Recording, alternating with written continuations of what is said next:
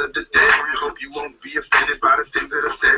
Playing devil advocate, and I want here to judge you. That's what you choose for. You will swear I love you. Everybody's listening, nobody's tripping. This life's too crazy. Everybody's living. This life so crazy. Run and tell your friends. You want the right side, there's no need to pretend. It's an open forum, never done before. It's a future, listen, this is a no. No cousin, because that's something no bugging. No extra charge, just switch for me buzzing. We don't really care if everybody get wrong. The shoes is the list, it was a side of sound. Hey, KiKi, it's not to play. It's not to play. Devil advocate. Hey, KiKi, it's PDA. It's not to play. I think I want a little something like this. At some point, you will be offended by something said on this show. But playing devil's advocate is meant to be a forum for open, honest, and more importantly, judgment-free dialogue. The opinions expressed here may not necessarily be those of the host or the show in general, but we're willing to have the uncomfortable conversations so that we can heal and find solutions for our listeners and quite possibly even ourselves. Enjoy the show. All right, good evening, everybody, and welcome to Playing Devil's Advocate. I am your host, Ms.KiKi, the consummate provocateur, and for the next 120 minutes, we are going to edutain you. You know what that means? That means for the next 2 hours, you are going to be educated and entertained. I am so excited to get this show on the road, but before I can do any of that, I want to know who's trying to call me, but I'll deal with that later. Before we can get into any of that, I need to take care of some light housekeeping. And that's by letting you guys know if this is your first time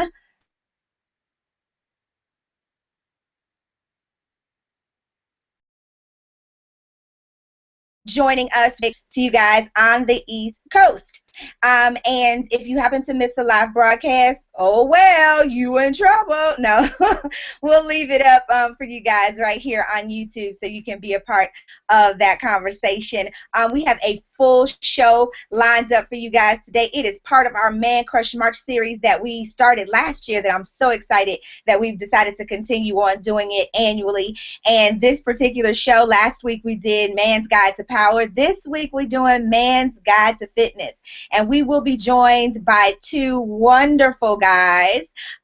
In a few moments, we'll be joined by one of our repeat offenders. He's been here a couple times for different reasons because he just can't keep his mouth closed. But that's okay. We like him. We love the fact that he's outspoken. Andre Lavelle. And then we'll have a rookie joining us, Mr. Lamar Brayland. And he'll introduce himself to you guys and let you guys know a little bit about him. Also, let me see, it was some other stuff I wanted to tell y'all about, but I can't remember right now. Oh, yes, I remember. We are tweeting in real time. We are tweeting in real time, so if you want to be a part of the conversation, send us the tweet. Or post to our Facebook wall at facebook.com/playingdevilsadvocate. You can also chat right here on YouTube in our YouTube chat. So we have that all going. And yeah, somebody keeps trying to call me. I don't know. I've been doing this show for 6 years, and I don't understand why somebody was still trying to call me while I'm on the air. That makes no sense to me. But it is what it is, ladies and gentlemen. It is time that I tell you a couple other things, but I'm going to need to bring in one of my cast of characters that ride shotgun with me each and every week. You may know her. You may love her. Or maybe not. She hails from my hometown, the Windy City. Ladies and gentlemen, please help me in welcoming Miss Sporty Spunky Angel.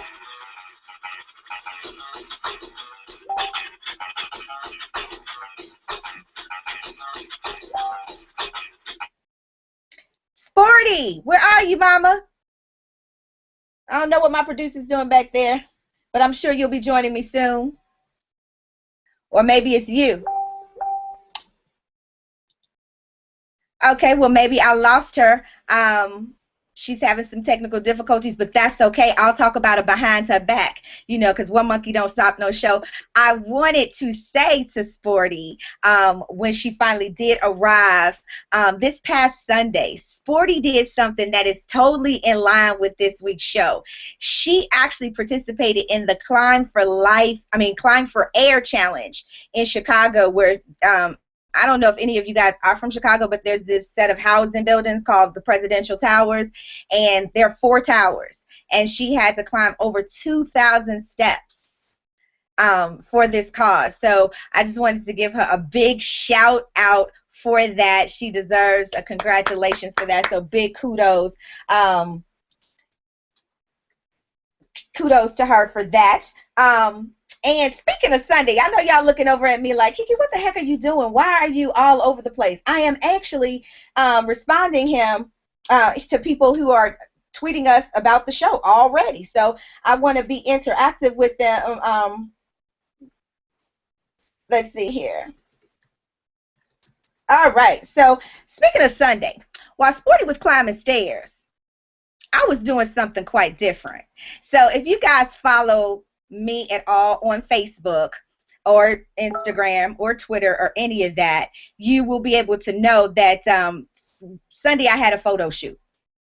And it was for an event that I'll be hosting on March 19th. So if you are in the Atlanta area and you want to do something different, you want to do something grown and sexy, if you already know anything about me, other than being a host here on Playing Devil's Advocate, I am a relationship expert and a sexpert. So with that being said, it would be apropos for me to take part in an event such as Noir Erotica. It is a sexy art exhibition that's going to be here in the Atlanta area on March 19th. So make sure that you guys check it out. You can go to eventbrite.com and you can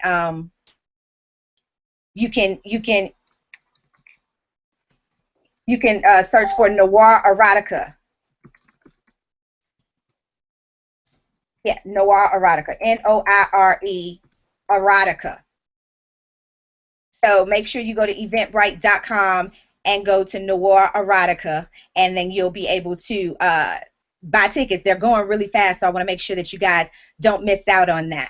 And then, if that's not enough, on Friday, the lip sync challenge, y'all. Let me tell y'all something. We have the radio show lip sync challenge that happens every Friday in the afternoon, where me and a couple other female radio hosts compete. We do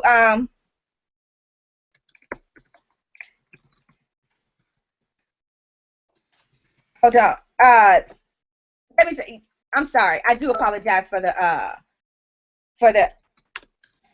interruptions, but people are chatting me. I'm trying to get my other guest on the line, and he is there you go. Please stop texting me. I'm trying to do a damn show. Anyway, hold on a second. So anyway, as I was saying to you guys, make sure on Friday you go to my Instagram. You like the video that I put up. This week, I'm not going to tell you what the song is, but if you see any of the previous shows, the previous ones, make sure that you go and like those, because we have to make sure that I get those likes up. Like equals votes. All right, so now that I've gotten that all out of the way, we congratulated Sporty for her Climb for Air challenge on Sunday. I told you about the Noir Erotica event that I'll be hosting on March 19th. And I also just reminded you guys about the lip sync challenge. Vote for me. All right, now without any further ado and without any further interruptions, he can't wait till he's late and then he want to get in here before everybody else to just want to keep talking to me while I'm trying to host the show. My geez. Ladies and gentlemen, like I told y'all before, he's been here before. You would think he would know better, but apparently he does it. Ladies and gentlemen, please welcome to the show, Mr. Andre Lavelle. Hey. Can you hear me? Yes, I can hear you fine, man. Why the heck are you texting me during the show? I was just trying to make sure everything was running smoothly. I didn't, I haven't been on in a while, and I was, can't run smoothly if you harassing me while I'm on the air. You supposed to talk to your contact person. I'm sorry. Okay. You look good. Right. All right. You did. I don't know if you saw the picture, but you see I'm into S&M apparently, according to the picture. But anyway. Hey, we can get along. Let's get it cracking. All right, Andre. For those who may not know you and may not be familiar with you, before I bring in our other guest, can you Let me get some light on that. Shining. Okay. Can you please advise our listeners a little bit about yourself? Tell them about you, what you do. I'm a jack of all trade, mastering nothing. I'm allergic to fluorescent lights and cubicles, so I'm a hustler. No. Sounds like you, huh? Yeah. I'm a personal trainer, stand-up comic, and a writer, but have quite a few as to a healthy lifestyle and a way to live. For me, fitness transcends the physical and has more to do with the noodle and how your perception. I've changed my thought process actually as I have matured. It's not so much about six-pack abs and so forth. It's more about just living healthy. Being aware of what I consume and being active and mobile so that when we do get up in age, you don't have to take all those drugs. You know? All right. Well, our next guest, I don't know, you keep talking about up in age. I don't think he's up in age, but like I said, he is a rookie to the show, so please be nice to him. Ladies and gentlemen, please help me in welcoming our new guest. His name is Lamar Braylon. Welcome, Lamar. Hello, hello, hello. Welcome. We'll get your camera open. Hey, Lamar. And there you are, Daddy-O. Hey, thank you so much for joining us tonight. I appreciate you very, very much. Thank you for having me. Lamar is a real trooper, and I'll tell y'all about him in just a second. Andre, you're going to have to sit your little narrow ass down, okay? You are on camera. Okay. And Lamar, can you tell everyone who may not be familiar with you a little bit about you? Yeah, so located in Jacksonville, Florida, Duval County, you know, home of A-Train. We represent real hard in Duval County, especially for our people. But me, young guy, fairly young at least, been a personal trainer for about 2 years. Do independent work outside of a gym, but also work in a gym as a trainer. Something that I like to do. It's more than just about getting people in shape. It's about helping them change their lives and trying to succeed in taking that philosophy that you get from training and letting it pour over to other areas of their life and help them prosper. Be that one that's able to kind of move them in the right direction. All right. So, both of you guys, for people who may not know, Andre, y'all may have seen him on Raised in Whitley.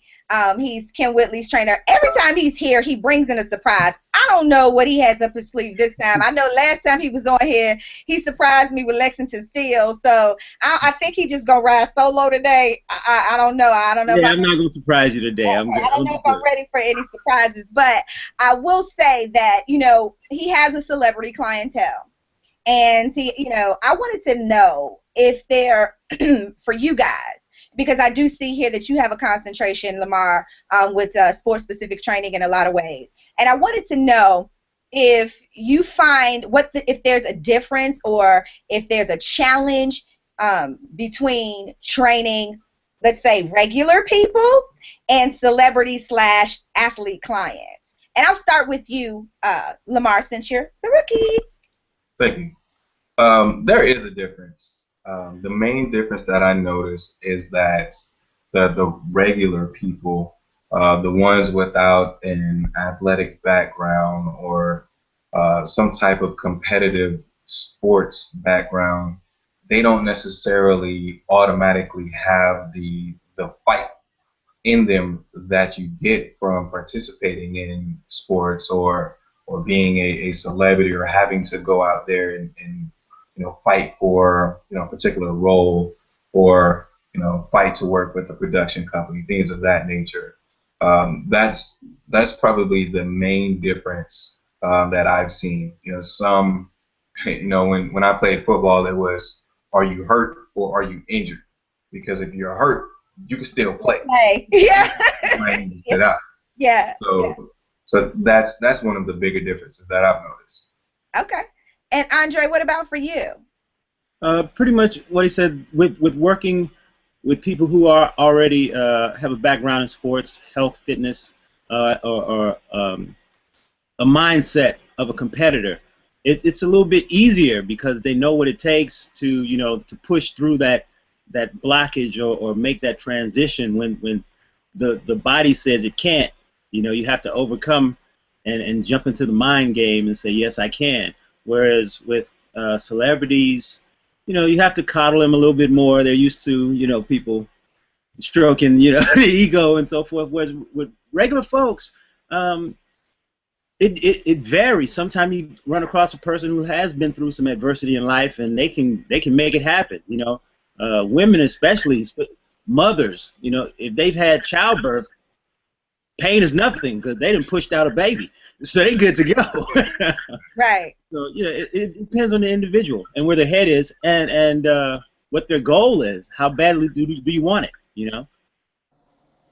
Well, I know I'm a big old baby, so I know I have been challenging to my previous trainers in the past because I come in the door and I'm like, okay, I can't do this, I don't have that, I can't do this, right? Like I have shin splits, bad knees, and a bad back. So work around it. You know what I mean? And that's what a good trainer should do. Yeah. So be able to build a workout around it. Okay, all right, because I was about to say, do you find yourself having clients like me who will walk in the door and be like, I can't, no, and is it something that you do on the fly, or is it something that you kind of like do an interview before you actually train with them? Definitely. You want to take that one, Andre? Yeah, you have a consultation when you first meet with an individual, find out, if they had any injuries or health issues or anything of that nature. Find out what their goals are specifically and build a routine or program around that. For me, it's mostly nutrition. I really can't stress nutrition enough because people, they expect to just do some exercise and become chiseled, and it's not so much about the exercise. It's what you put into the body for fuel. True. Very true.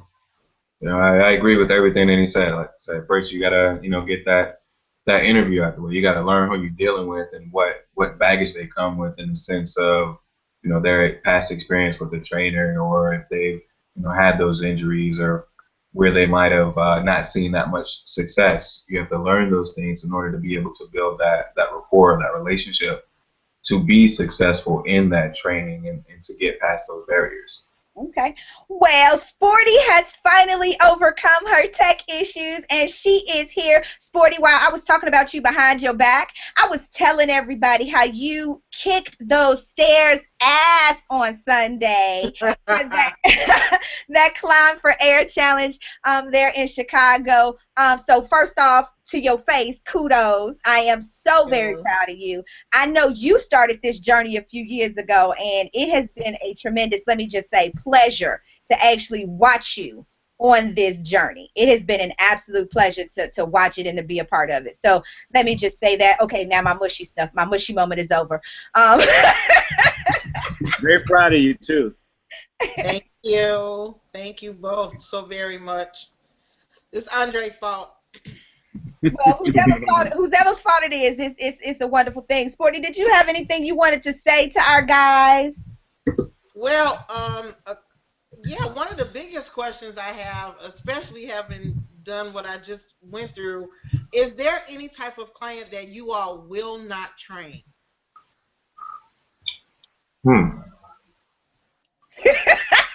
They both paused, so that makes me think that would be probably not. There's not. There's something you could do with somebody, but I'll let y'all answer it. Well, in the interview process, you definitely have to have a connection with the individual, have some kind of rapport. That helps the training. A person that's really consistently negative, because I do this for passion. Yeah, the check is fine, but it for me, it's more about I get the reward from them making their reaching their goal. You know, seeing accomplishments, seeing the progress. And if they stagnate or they can't follow the meal plan, or they're just really negative, that can have adverse effect. So I would rather not have a client like that. You know, I give them a shot, and you know, I try and work through it. But if there's no progress, I have to say goodbye. You know. I completely understand.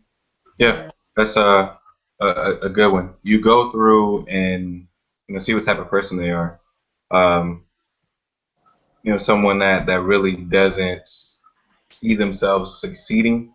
There's no point in wasting our time.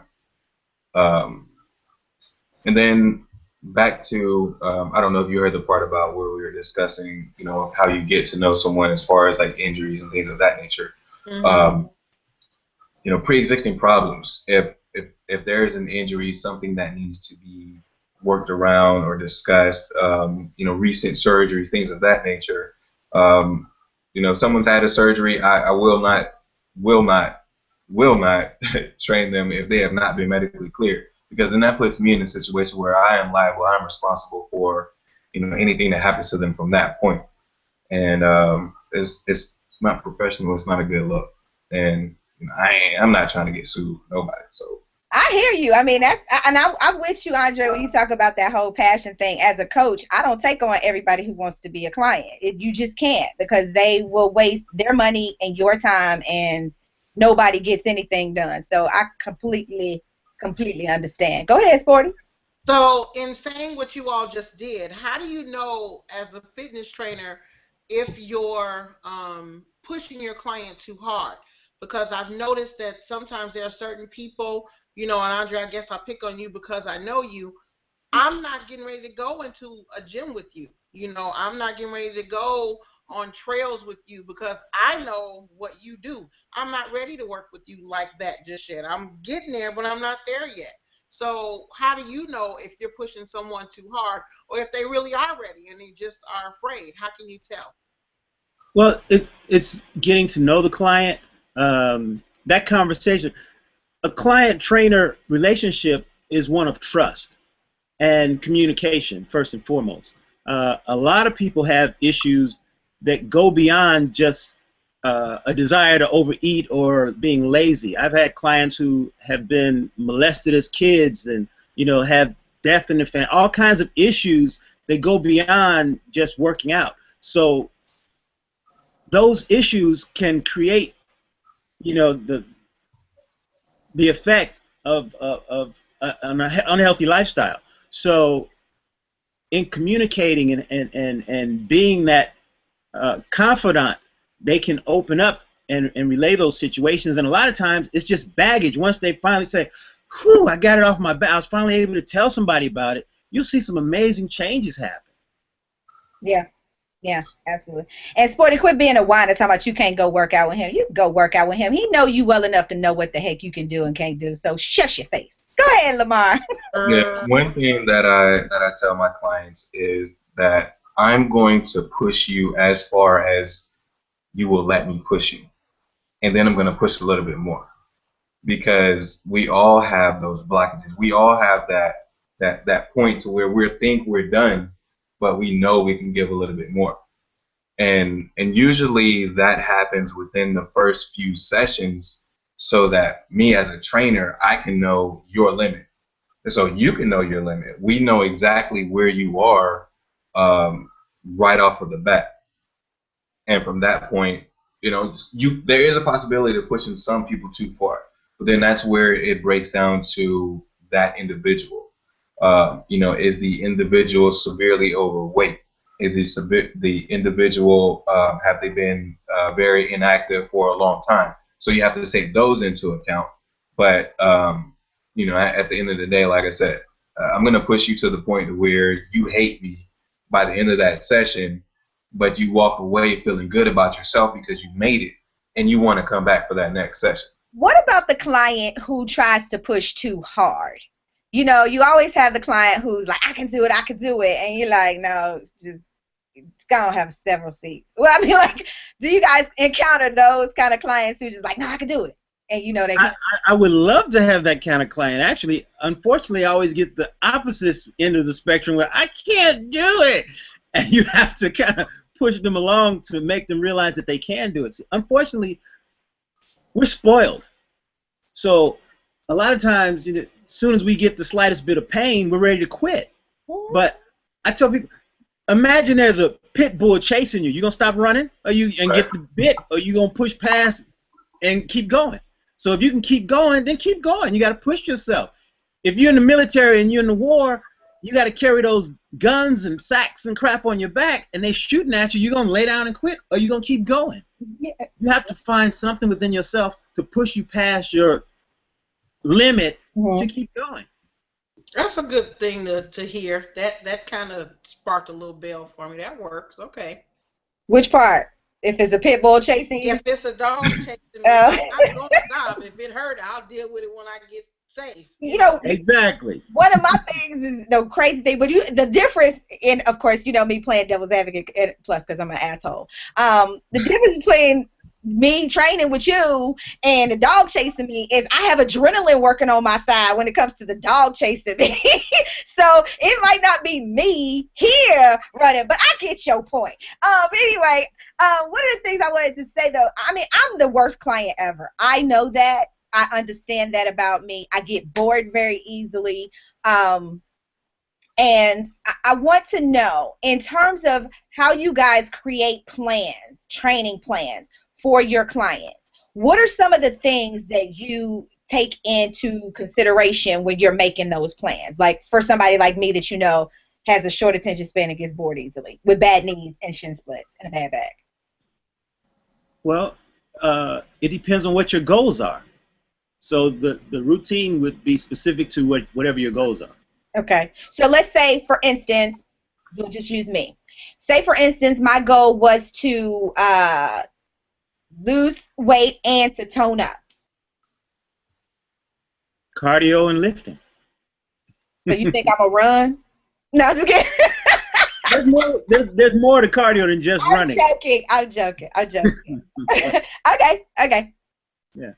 So when you say, you know, like KiKi just said to you, like she was very specific about what her goals were, lifting weight, losing weight and toning, correct, KiKi?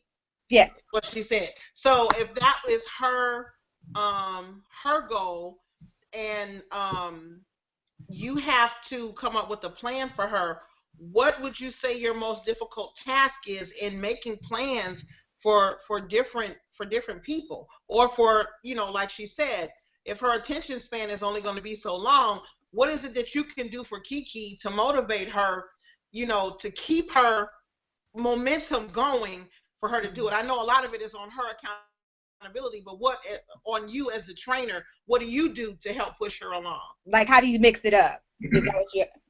And just varying the workout. You know, come with a plan of maybe 5 or 6 different exercises in a circuit. You're going to hit this circuit. You're going from, you know, point A to point B to point C, you know, 2 minutes at every circuit, or however long. Just going to bounce back and forth, keep you guessing, keep the muscles guessing, keep you burning calories, keep you active through the whole workout. You won't have time to think, let alone have a short attention span. Okay. And what works with me, I just don't spew it. I do it as well. So I don't have people doing anything that I myself can't do. And a lot of times, because like I said, I'm older. I'm 50. So my clients are mature as well. So I get down there with them. You know, a lot of times you got to push past that attitude that older folks get, and it's like, okay, and you got to show them. So they see me get down. Even some of the younger cats, you know, that ego kicks in. Like, I ain't gonna let this old dude outdo me, and we get it in. Right. You know. So. Okay. All right. I'm sorry. No.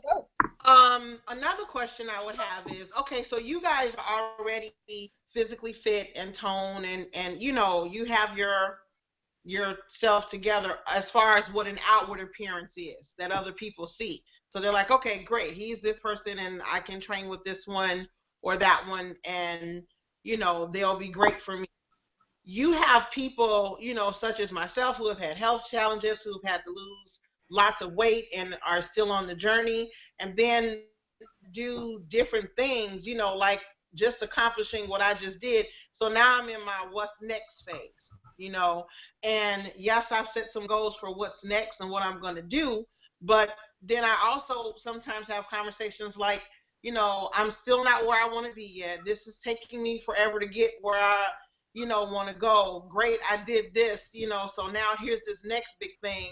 And just to keep my own motivation in a place where I can just continue to go and go and go, because I'm not always like, okay, yay, I did this, so here we go now. Honestly, when I was done, I was like, oh my God, I'm glad that it's over, because that was hell. And yay, I did it. I'm happy. I got my first medal, all of that. But, it's like, okay, now, okay, great, I did that. So when do you start training again? When do you start, preparing for the next thing? It's a lifestyle. You never stop training. Exactly. If you change your lifestyle, your thought process, and your perception of working out or eating properly, it won't become a drudgery type of situation. You won't dread it. It's something that you do every day. We don't want to get up and go to work, but you do it. Sometimes you don't want to be bothered with the kids, but you got to. So if you put it in order like that as something you have to do, then you just buckle down and get it done. It's that simple. People Right. want to make it seem like it's something difficult, but it's not. It's really not.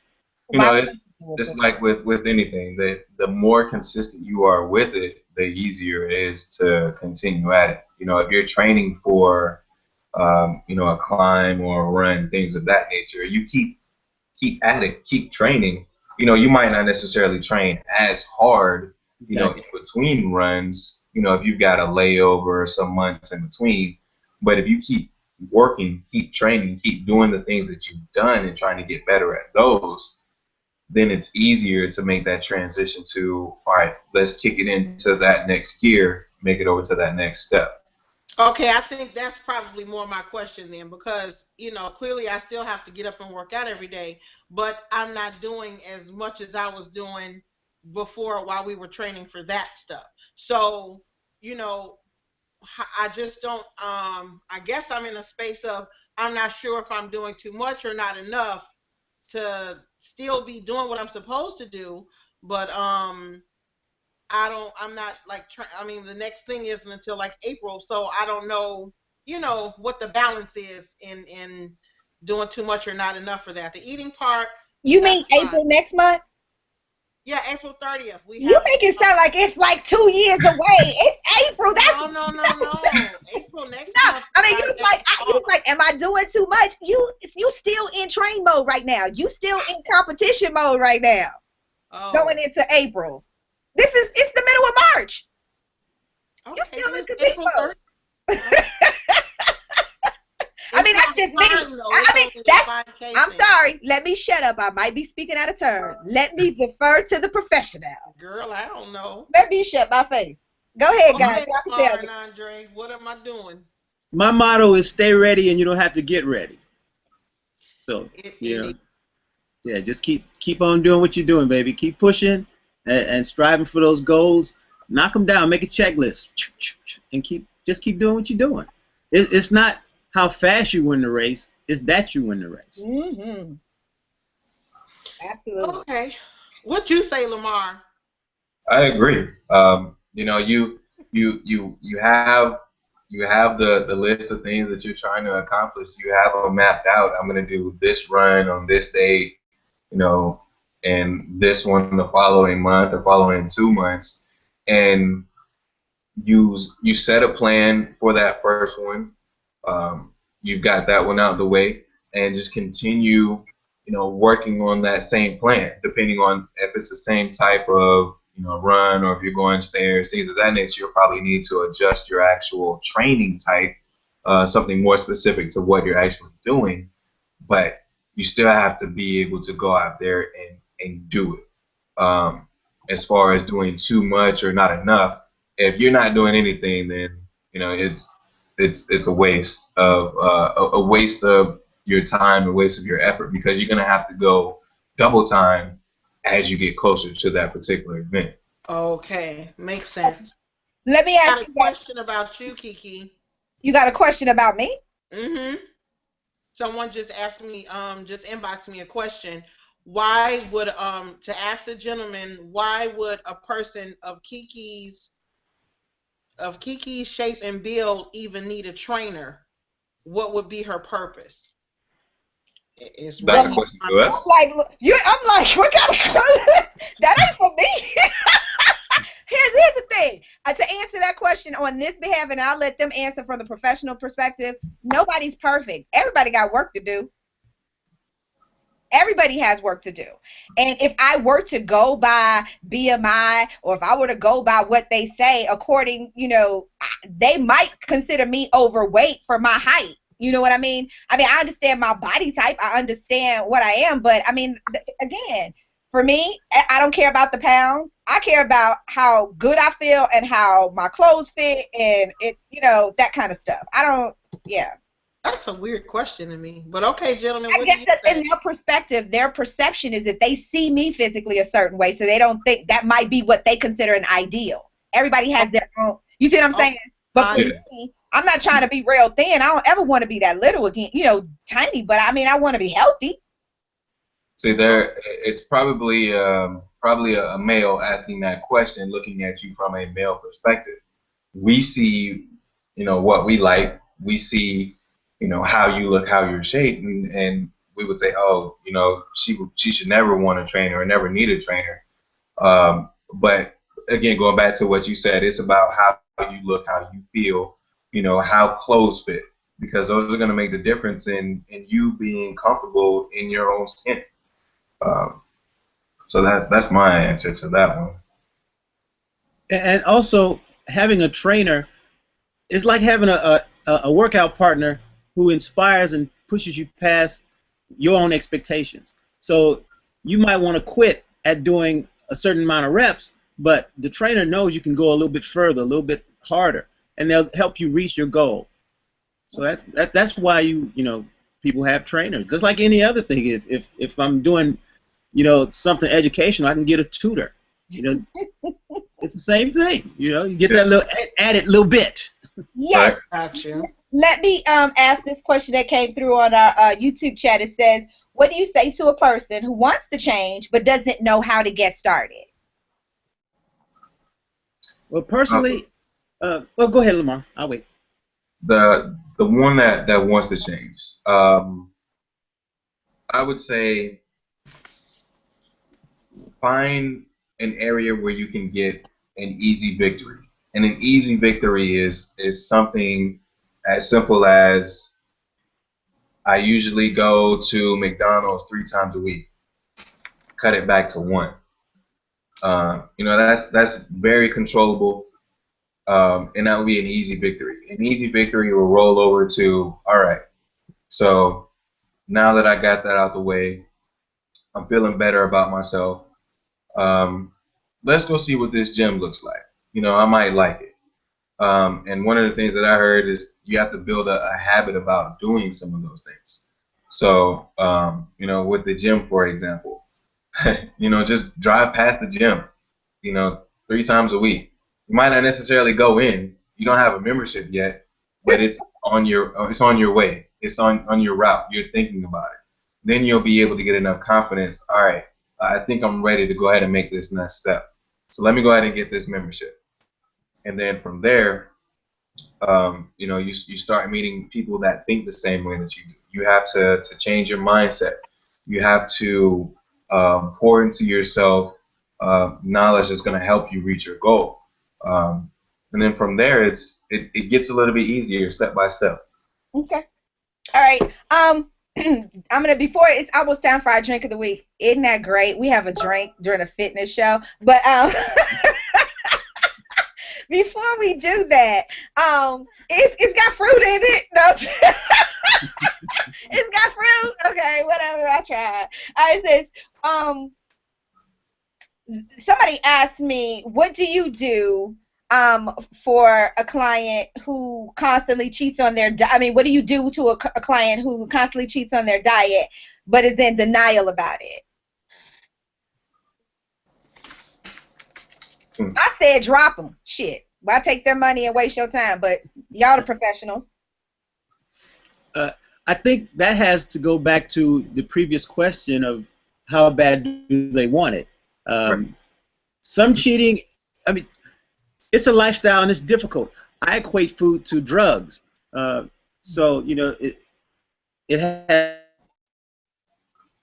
has sugar's addictive, processed foods have all these things that we crave and we want and desire, and they do that deliberately. Food is not food anymore, really. But in equating it to drugs, I tell people, if you're a crack addict, you can't be around crack. And cheat days, I don't give people cheat days because what, you just gonna do crack on Thursday? No, if you're doing crack, you're gonna start doing crack all over again. Until you wean yourself off crack and learn to control yourself, you can't handle crack. So if drug is an addiction, and no crack. But it's making smart choices. That's all. It's smart choices. Okay. You know. All right, for those better food selection and who you surround yourself with. All right, for those of you guys who just may be joining us, this is Playing Devil's Advocate. I am your host, Ms.KiKi, the consummate provocateur, and we are talking today about Man's Guide to Fitness. It is part of our Man Crush March series, and we are joined by Andre Lavelle and Lamar Breland. Am I saying your name right, dear? Breland. Breland, okay. And like I had 2 E's.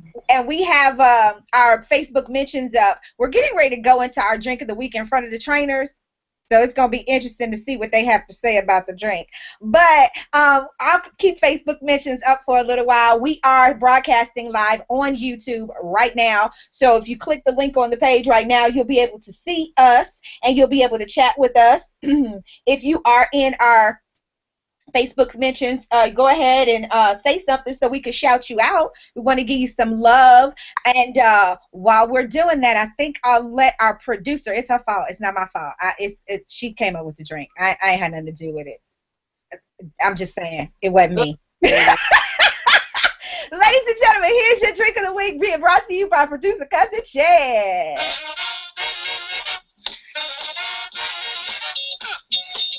Hey everybody, tonight week is a frozen strawberry mojito. Tonight's drink of the week, we're going to use 4 ounces of gold rum, 1.5 ounces of lemon juice, 1 ounce of agave nectar, some mint leaves, and ice cubes. And what we're going to do with this in a blender, we're going to add all the ingredients, blend the mixture completely, strain into a highball glass, then garnish with the berry halves and some mint sprigs. And there you have it, a frozen strawberry mojito. All right, guys, be safe, enjoy, drink responsibly. I'll see you next week. You need some love, just eat. What's that? Okay. So what y'all gonna say about her drink? What do you have to say? I'm a drinker. I don't drink. The experts. I don't drink either. Oh, you don't drink? No. What about you, Andre? No. Don't drink, don't smoke. I don't. Chancy, you got the wrong audience today. They're asking me for the the YouTube. Actually, that thing looked really good. It looked like a margarita. Margarita. It looked like a strawberry daiquiri, but it was a mojito. So, oh, well, look what the wind blew. And ladies and gentlemen, please welcome to the show, Mr. Andreas. Nothing like a Pep Ferguson. He has decided to come in from school. He was getting his education, y'all. So he's late to work because of that. He gets a pass because he's broadening his brain. So welcome to the show, Andreas. We can't hear you, so you may be muting yourself. All right. All right, so I've posted the link for you guys there on Facebook mentions, so you guys can come on over to the YouTube stream and watch everything over there. We're going to continue to have our conversation about Men's Guide to Fitness, and we have a bunch of questions that have come in for you guys. So give me just a minute, and I'm going to tell you guys what these people are asking and what they want to know. First question that they have asked me to ask you guys is, what are some of the biggest excuses that you get for people canceling or just not wanting to work out at all? Go ahead, Andre. Excuses vary. Oh, go ahead. Go ahead, Lamar. You good, man? Go ahead. Excuses vary, but my clients pay up front, so if they don't show up, that's free money for me. So that kind of makes them come in. That'll do it. Okay. Let's see here. What about you, Lamar? I haven't ran into a lot of excuses. Unfortunately, I get a lot of people that just don't show up. And then they come to the next session, act like nothing happened. I'm like, you know, where you at? Where you was? You know, be hollering at them like Drake and Future. Where you was at? So, you know, some people they just don't show up. So, do you charge them for that? Because no call, no shows are billable. No call, no show. You get your session taken, and I still get my money. Okay, I'm just gonna say, you know, because there's some people who are real nice. I don't believe that. You don't call, you don't show. I'm keeping your money. Deuces. Unless you tell me, unless there's some viable reason, like your kid got hurt, your mama died, you know, something like that. Right. Other than that, it's like, you know, I'm not gonna. There's somebody else here who wants this spot. Exactly. You don't want it. Let me go ahead and help somebody else have it. Another question that came in, and it says, because I mentioned BMI. So they want you guys to define what BMI is. Body mass index. And can you tell them what the formula is or how they come to that determination for that? Me? Yeah, you jumped out there saying body mass index. That's what it was. I told you. It's the shoot. Now you got me going back to the old school books and shit. Go ahead, youngster. New school, Lamar. I'm old school. Yeah, new school. Lamar, did we lose? Looks like he froze. Yeah, Lamar's frozen. Oh, dang it. Index? Hey, Andreas. Is it body mass index? Is that what that is? Yeah, he said it was the body mass index, but I was asking him to kind of give us the equation. Oh, here's a good question for you guys. They wanted to know, while you're looking that up, Andre, while you're searching your memory, and we look at the top of your head. Can you please focus on the camera? They said, what is the biggest difference? Welcome back. Welcome back, Lamar. They want to know, what's the biggest difference between training women and men? And I'll start with you, Lamar, and then I'll go to you, Andre. What I found the biggest difference is, well, first off, obviously, women are going to be, if you're strength training, lifting weights, you know, most women won't be as strong as their male counterparts, and that's unfortunately just based off of how women are built, made, muscle, you know, don't have as much lean muscle mass. But as far as, you know, throughout the training session, typically run into issues with men are a little bit harder to take instruction. You know, oftentimes. Oh, we lost him. Go ahead, Andre, finish what he was saying, because we lost him. I didn't hear a word that he said. And men are. Oh, okay. Which one? Andreas or Andre? Andre. Andre, oh, okay. Ain't no trainer. Why would I ask him to pick up? I am a trainer now. I train women. Whatever. Oh, look out now. Hey. I told y'all he's absolutely nothing like a pimp. Don't buy that brand of BS he's selling. Well, I believe Lamar was saying that men are a little more difficult at times, and depending on if they have any, because basically guys think they know it anyway. You know, they know, oh, I lift weights when I was in high school. I know how to lift some weights. You ain't telling me I need to do this in football practice back in the day. So men are a little more difficult because they think they know everything. Then they pull it back out and they're like, why didn't you tell me not to lift that weight? I tried to, but you don't listen. So Okay. Yeah, So perhaps, exactly. That's what I was getting to, Andre. yeah. I asked him to pick up the slack for you when you dropped out. I kind of figured y'all would be on the same wavelength. I knew, he Yeah, I would can know get what. my brother. Yeah, I We there. appreciate We it. there. Yeah. So, here's another question that came in for you guys. Well, you know what, Andreas, did you have a question for the fellas since you are here now? No, Andreas? I didn't hear a word you said, hon. I said, do you Say have it a again. question for them? No, since I'm coming on the back end, I'm going to listen for a while and see what I can pick up on. Oh, okay. All right. Here's another question. A lot of people get hung up on how long it takes them to start seeing results, right? Can you guys speak to that whole concept? Something that I tell my clients in terms of making changes in their lives on an emotional level or in their relationships is like, it took you a while to get here to this point. It's going to take you some time to get from here. What do you guys say from your professional opinion to your clients when they're like, I don't see anything, it's not happening? What do you say? Well, unfortunately, we live in a microwave, music video society where they want quick, instantaneous entertainment results. And like you said, it didn't happen overnight. You didn't gain the weight overnight. You're not gonna lose it overnight. But you can see results depending on if you follow a proper nutrition plan and you do the exercises that's expected. So you can get some reasonable results almost immediately because most fat is just water weight. So if you up your cardio, you're gonna start burning those calories, and you start seeing some results. Okay. What did you say, Lamar? Yeah, one of the things that I tell people is that your body has to go from basically ground zero to ground one prior to you really seeing any real results. It's going to take at least, depending on what you're going for, it's going to take at least 3 to 4 weeks for you to really start to see a big change. Like Andre said, you're gonna see that 1 to 2 to 3 pounds within the first couple of weeks just because you're losing a whole bunch of water. But muscle doesn't build overnight. Fat doesn't get lost overnight.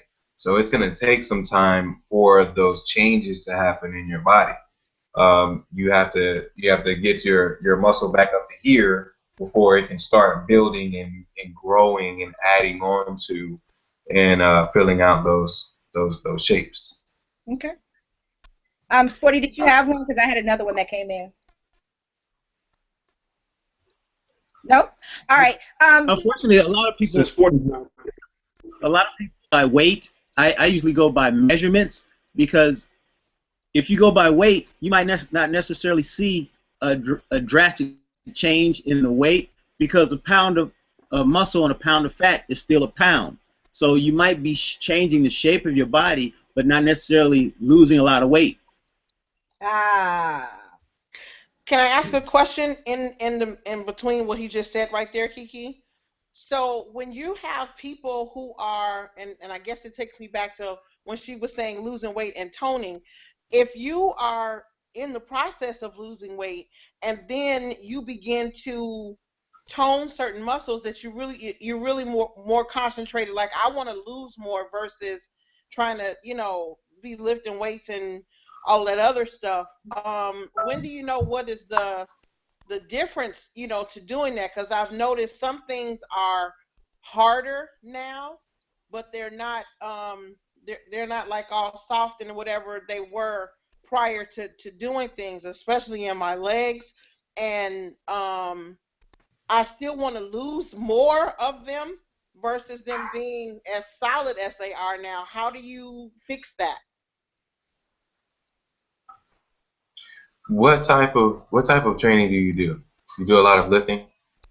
No, I don't do a lot of lifting. I do a lot of I won't. No, I don't do a lot of lifting. I do a lot of outdoor stuff. I do a lot of walking. I do a lot of climbing. Um, and when I'm in the gym, I do what do you call those things? I'm on that elliptical thing a lot, and that the thing you put your feet on and you press and you lift the weights to push your legs. I don't know the names of this stuff. Leg press. Okay, whatever. That thing. and this thing that you pull with your arms, it flies around or something or whatever. You pull it with both your arms. You got to do it like this, and you do it like that, and all of that stuff. Who told you to do that stuff? What happened? How did you come up with this workout plan? Who told you to do this? This trainer person. Just walk in the gym and just start sitting down doing stuff. No. This trainer person that's in the gym that comes with your package or whatever that you get. And that's who was telling me that. So, I probably need to have somebody tell me the right stuff to do, because my legs, they feel heavier, but they're solid. They're not, That's because you're doing leg presses. Okay, well, shit,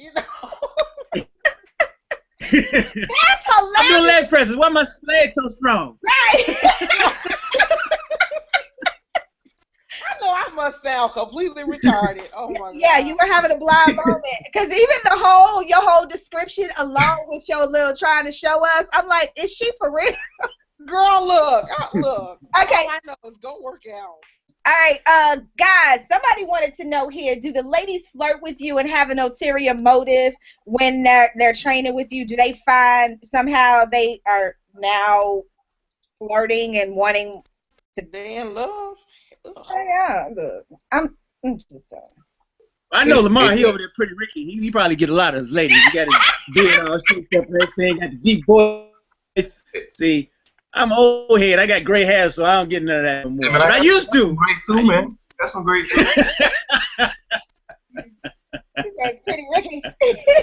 It happens, and it's a part of the industry. It's a part of being, a trainer. It's a part of, taking care of your body, and you're gonna get those admirers. I usually am able to head those off at the pass prior to even training them. Yeah. You can just kind of tell when somebody's in it just to be there versus in it to get that work and get better. But if one slips through the cracks, then I make sure that I see what they're about in that first session. Because if they're there just to enjoy the view, then they're gonna be in for a rude awakening during the session, when their body starts to hurt in different places that they never felt before, and that'll usually deter them from trying to continue that. But I've never had a situation where it went further than any. Did you just say that their bodies are gonna hurt in places that they never heard before? Cause see, my brain's a little warped, and that didn't sound like bad. So I was just trying to. Oh dear God! BDSM over there. Look at her. Oh, lady. I just want to make sure that we had the conversation correct. That you were actually talking about physical fitness, kind of like pain, because you know. Okay. Yeah. All right. Okay. Wouldn't you think? Though, and if it's to be someone expected. is committed? I'm sorry. Wouldn't you think, gentlemen, that if someone is committed to their process, and probably not gonna like you so much after a workout, who gives a shit what you look like? Because at the end of a workout, for lack of a better word, you're an asshole that just hurt me, even though it was for my good. I don't care what you look like. No, let me tell you something. This ain't never happened to me. Let's just be clear. But I know of women who were attracted to their trainers because they were aggressive and that they pushed them and they wouldn't take their shit. None of your excuses, none of your whining. I don't want to hear none of that. Get down here and give me what I need. And that's something that they found attractive. So it happens. Well, that's what I was saying. I was about to say the interaction, because you're with them 3 times a day, a week rather, or more, you get that interaction. They're confiding in you, they're talking to you, they're revealing their secrets, and it happens. It's just like working on a job with somebody. At some point, that energy is there. Okay. But it's up to you whether or not to go in that direction. Question just came in, guys. There's a question that says, I don't know this language. They talking about some KiKi you throwed. I don't know what that means. But here's the question. I have plateaued and can't seem to get past this size. What can I do to get over this hump? And I'll start with Switch you. up the regimen. I'm sorry? You gotta switch up the regimen. Switch it up? Yep. Okay. So it's a particular size that she's stuck on. Well, I guess that's what she said, her size. She's stuck at the size. I guess meaning that she wants to lose more, but she's kind of like stuck in this spot right now and she can't seem to get past. Y'all know how people plateau. Mm-hmm. Yeah, basically her body's gotten used to whatever she's been doing at this point, and like Andre said, she needs to change it up. Do something different. If all you did was ride the treadmill 30 minutes a day, for 3 days a week, change it up and walk the stairmaster. Do that twice a week, or or even something as simple as starting your workout routine from the bottom instead of the first exercise that you do. Flip the order. Does it matter what if she changed like the time of day? Would that help sometimes? Yeah, that definitely can help. The only negative to that is energy levels. Some people are more conditioned to be able to withstand a intense workout later in the day, and then some people just bounce up in the morning and have tons of energy and can go in and knock it out. So if she's not really a morning person, I wouldn't really suggest putting a heavy workout or a tough workout in the morning. She's not going to be able to give her all. All right, cool. Interesting. Another one. Is it true that eating after 7 p.m. is bad for you? Depends on what you eat and what your schedule is like during. For me, I don't really look at times. My body clock tells me, and if I'm hungry, I'm gonna eat. I'm not gonna pig out, but you might need a little snack, depending on what they're eating and how they're eating. Okay. And what they do during the day. If they burn a lot of energy. Go ahead. Yeah, I was wondering if we were going to agree on this or not. But yeah, it doesn't matter, because when you think about it, your body doesn't know that it's after 7 o'clock. It just knows that it's up, it's awake, it's running, and it needs some fuel. So if it's after 7 o'clock, but you've only been up since 5 p.m., then it's your morning. It's breakfast time. Mm-hmm. So go ahead and eat. Or even if it's 8:30 at night and you've been going since 6 a.m. If you're hungry, go ahead and eat. But just make sure it's something that's going to be able to fuel your body and that it's going to be able to burn off instead of storing it overnight while you sleep. That's where people get into trouble at. Okay, and that's where I was going, into storing fat. And this is and the reason why I'm bringing this up is that Cousin Chan and I are polar opposites. Cousin Chan is our producer, Lamar. Okay. We're polar opposites in a lot of ways. She's tall, I'm short. She's light skinned, I'm dark skinned. Whatever. But I like to eat. She can go for years, millenniums without eating, right? So I might come to her like 4 or 5 times a day, talking about some, you hungry? And she's like, no, I'm not hungry. I feel like I'm going to starve if I'm waiting on her to try to eat. So I tell her, dude, you got to eat something, because now your body is saying, she's starving me. Let me hold on to this. You're not going to lose, the thing. So in terms of storing fat, that habit of not eating is just as bad as overeating.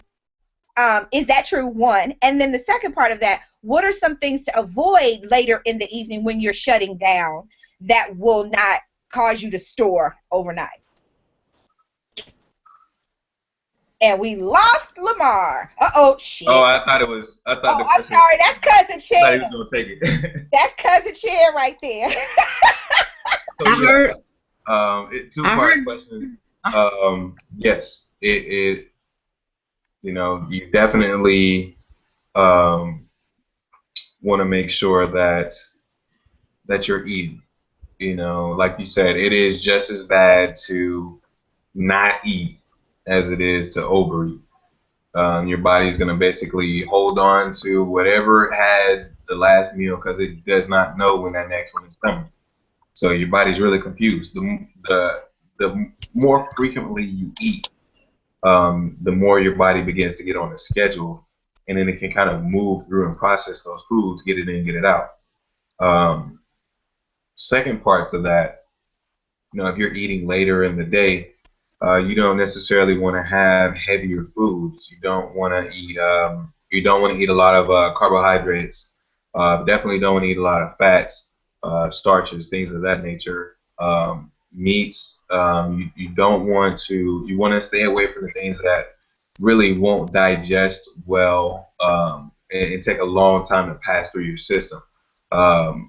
Some pork and some beef, those type meats are really going to take a little bit more time for your stomach to process them. And if you're not active, you're not moving, it just basically sticks with you.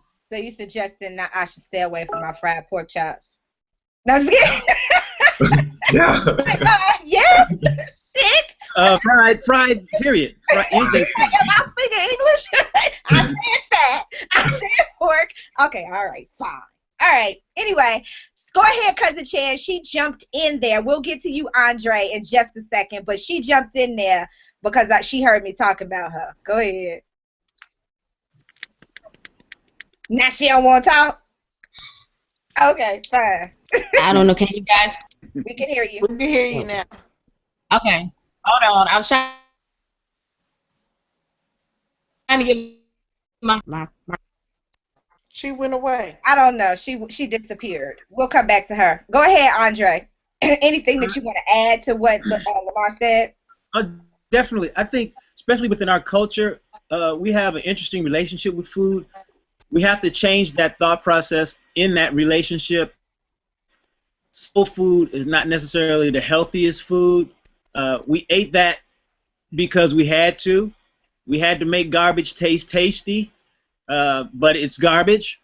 So when you know better, you do better. At least we should. So it's changing your thought process in relationship to what you consume. The body is like, think of it as a fine sports car. You ain't gonna put cheap gas in the sports car, it's not gonna run properly. You don't want to put cheap gas in a Ferrari. So you gotta take care of it. I know people that take better care of their cars than they do their own body. You can get another car, but you can't get another body. Don't make sense. Fine. I got a question, especially about something I just saw in the chat room. And it's this word diet that drives me absolutely bananas. Now, me being a lap band recipient and having had to change my way of lifestyle eating and changing my life period as far as how food goes with me, there's no such thing as diet to me. There's a way of life and a way that I choose to eat now, so he wasn't talking to you. No. No, but still, it's like, it's not, you don't cheat on, you're not cheating on your life. Let's What's be the clear. difference? Hang on, Sporty. Let's be clear. Let's clarify for them what was said in the chat room so they know that they're not picking up in the middle of the conversation. Okay. Someone in the chat said to me, KiKi, you cheat on your diet. And I said, I don't diet. I said, listen to the word phonetically. Diet. I ain't dead yet. I ain't fucking with diet, okay? So that's what led her to the point where she was talking about why it's a lifestyle change versus diet. She just picked up like y'all knew what the heck she was talking about. I'm sorry. I can't see you. Yeah, blind. I think when Shan is ready to jump in, she'll jump in. Go ahead. Basically, diets don't work. They're quick fix and fad. So definitely you have to change, like I said, your thought process and your relationship to food. It is a lifestyle. It's not a quick fix or fad. People think, just like we were talking about earlier, how long does it take to get see some results? You don't gain it overnight, you're not going to lose it overnight. But consistency throughout the process, you will get to where you need to be. But you definitely, nutrition is 85% of the battle. All right. First of all, I have a love affair with food. It's a dysfunctional relationship. Abusive toward me, but I can't. I already admit it. Hi, my name is KiKi, and I'm a food head. Okay, I admit it.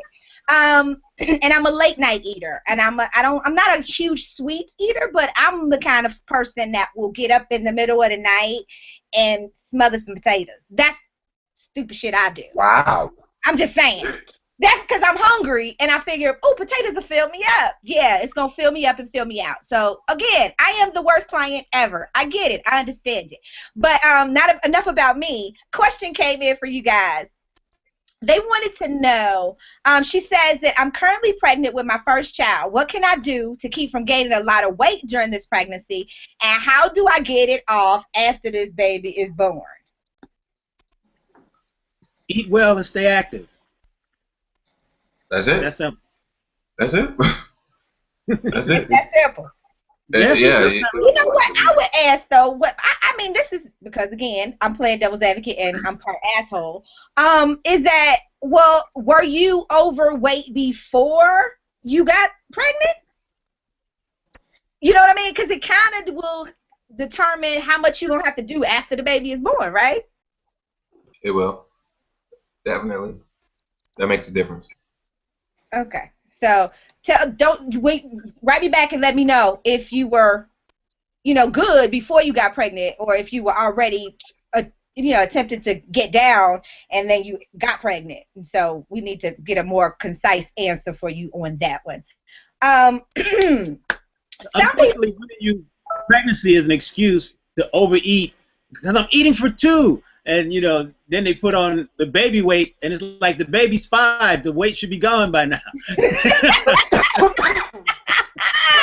Yeah, I'm waiting. The baby weight. I'm waiting on the baby to grow up before I lose this weight. Let's see here. Waiting 29 years. Okay, here's a question that came in.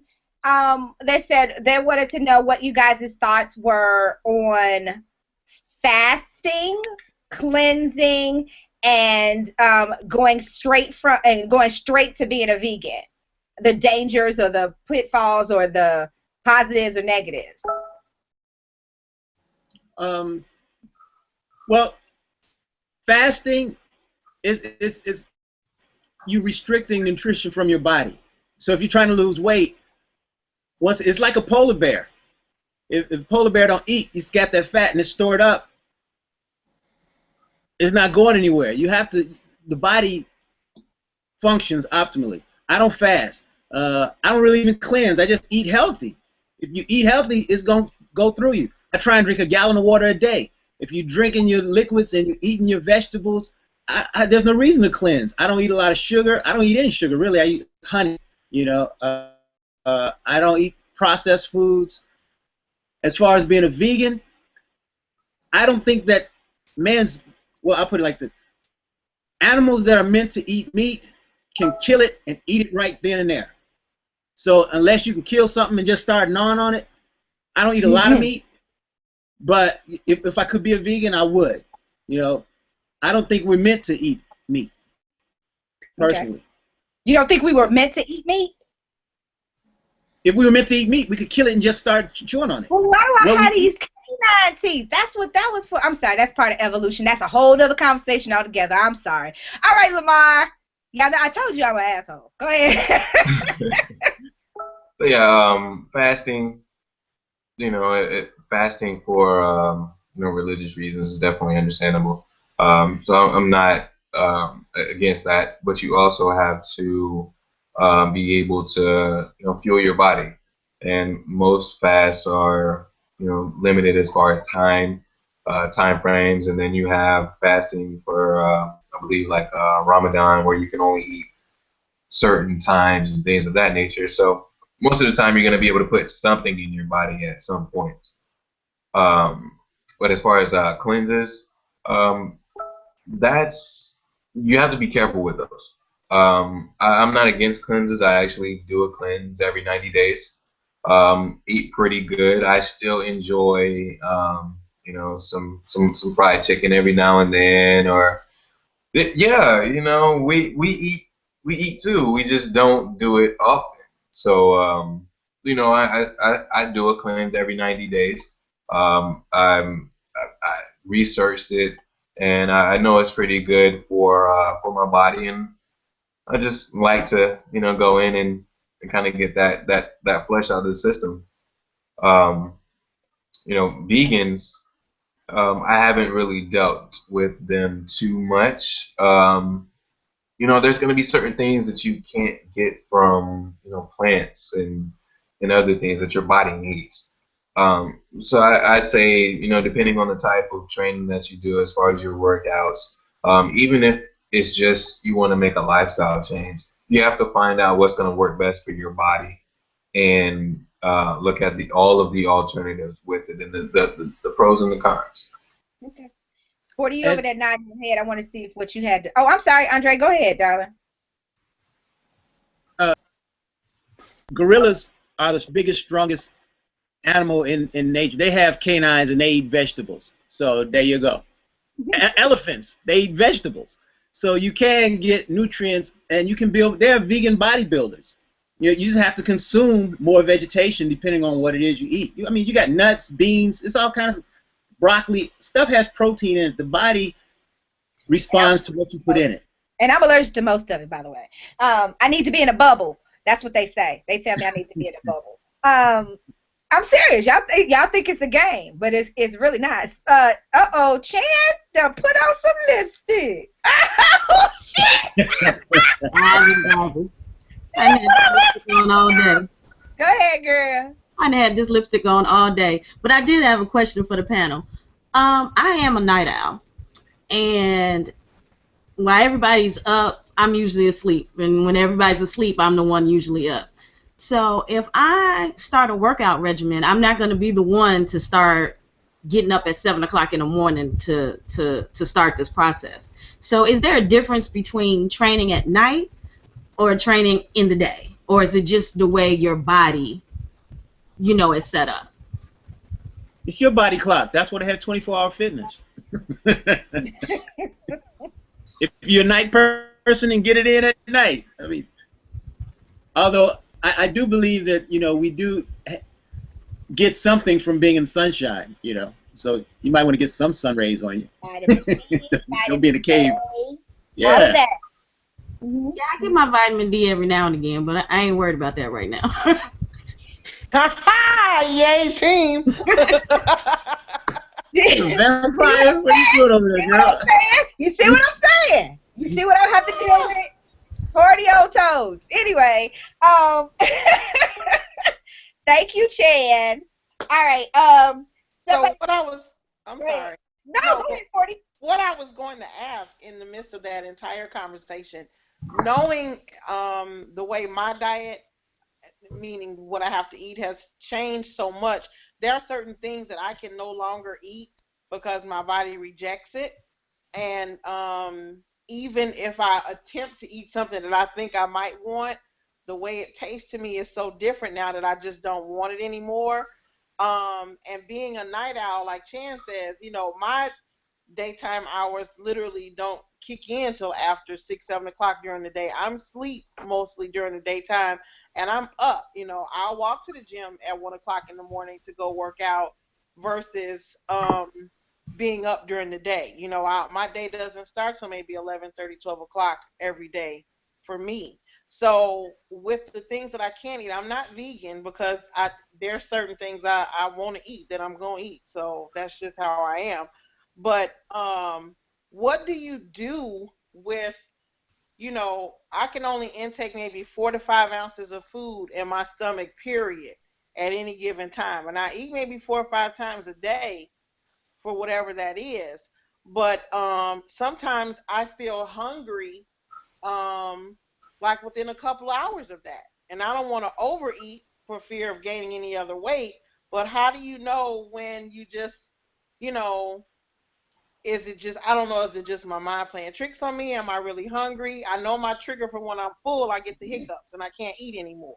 So, but I don't really know I'm just starting to know what being hungry is. I would say, unfortunately, like I said before, we're spoiled in this country because we have access to food 24 hours a day. I don't eat to get full. I eat to pacify the hunger. And if you eat consistently, people think because you train or you eat a certain, have a nutrition plan that you're starving yourself. I eat throughout the day, constantly. It's just I eat light because you don't have to just sit down and gorge yourself, you know? So, and to what you said, oh, that's just the way I am. No, that's how you choose to be. We're conditioned. I like burgers too, but I choose not to eat burgers because I know it's harder to process beef than fish or chicken. So I made a choice not to eat steaks, beef, pork. So we can change our thought process concerning foods. Well, I mean, I would say drink more water. I don't. Drink more water. If you're hungry, just get you a gallon of water. If you can finish a gallon a day, you'd be surprised at not only how clean your system will be, it'll also help you lose weight, and you won't be as hungry. And have you some healthy snacks. You know, throughout the day, I might eat a couple boiled eggs or some nuts, or you know,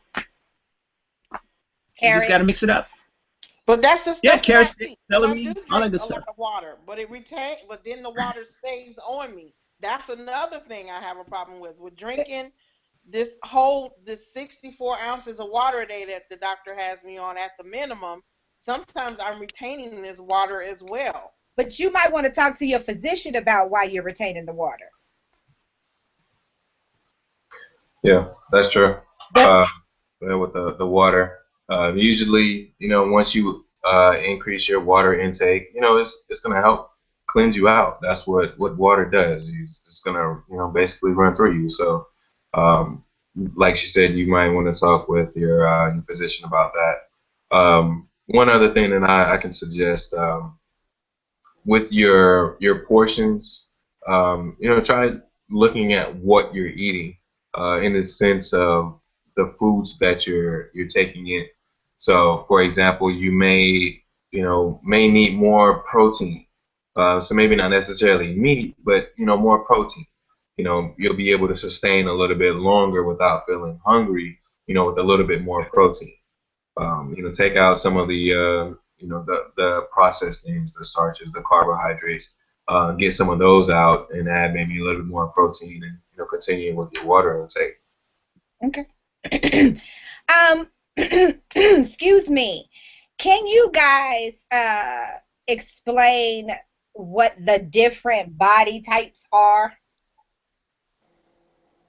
That's the question that came. As far as like shapes. Well, I mean, you know, like I think they're referring to like the meso. Oh, the mesomorph and all that crap. Yeah, them. Yep, them. Basically, what it is you know, different body types will respond different ways to, you know, to training or to losing weight. You got your ectomorph, your mesomorph. There's another one. There's actually several different categories of them, and you could be a combination of two or more of them within the same type. So you really have to just learn yourself and see how your body responds to it, and not necessarily so much as wonder, you know, what body type am I in that sense. All right. Here's one that always clicks in my brain, because one of my specialties in terms of coaching and things of that nature is sex. And so a lot of men suffer from sexual dysfunction and erectile dysfunction due to high cholesterol and, you know, diabetes and things of that nature. For you guys as trainers, have you ever come into contact with clients who may have disclosed to you, hey, I'm having this problem, and I mean, what are some of the things that you guys would say to those people who may be suffering from some of those situations in terms so that they can get their willy to work? It depends on it depends on what they're going through. Erectile dysfunction, it could be a physical health issue, or it could be mental, it could be stress related. But they have a lot of over-the-counter, you know, doctor prescribed, and some over-the-counter remedies for those things. But also nutrition. nutrition plays a big part in that as well. That's what I So was if talking about in terms of as a trainer, Mhm. in terms of that, because it is, in the instance of the ones that I'm talking about, it's not something that's an emotional trigger. It's not something, it's something that's happening because they're suffering from the diabetes or they're suffering from the high cholesterol and things of that nature. What would you But say? living a fit Overweight. lifestyle, exercise, and eating properly definitely makes a difference, especially as you mature and grow older. Lifting weight and pushing yourself builds that testosterone, keeps that testosterone flowing, man. So I would say get in that gym, and pump those weights, man. Yeah. Keep the blood flowing. Mm-hmm. Do some bicep curls and some chest press, something. Chin ups and push ups, some planks, do some something, right, to get the testosterone flowing. Okay. They're not producing enough testosterone. So those are some physical things, guys. Somebody actually wanted to ask about that in addition to me. But for men, you guys, what pisses me off, and this is just my own personal thing that sticks in my craw. I could start working out, training at the same time Andrea starts working out and training, right? And he may have further to go than I do, but he's getting there quicker than I am. And we're doing the exact same things. Why is it that it's harder for women to lose it than men? Because you're doing the exact same thing. Well, you know what I mean in terms I don't mean exact same. You know what I mean in terms of we're doing what we're supposed to be doing. We're following our meal plans and we're, working out regularly and drinking our water and getting our rest because people they don't give enough credit to getting enough rest in terms of losing and being. But now I know you don't want to hear this, but men and women are different. Oh no, I know that. That don't bother me. I'm okay. I'm one of the few women who don't wear that men and women are equal. I don't believe that. So what is the difference that's happening? Is it because women are more naturally fat, carry more fat naturally, or what is it, guys? Well, it's the purpose of our bodies and historically what men and women are put here to do. We're the providers. We're the warriors.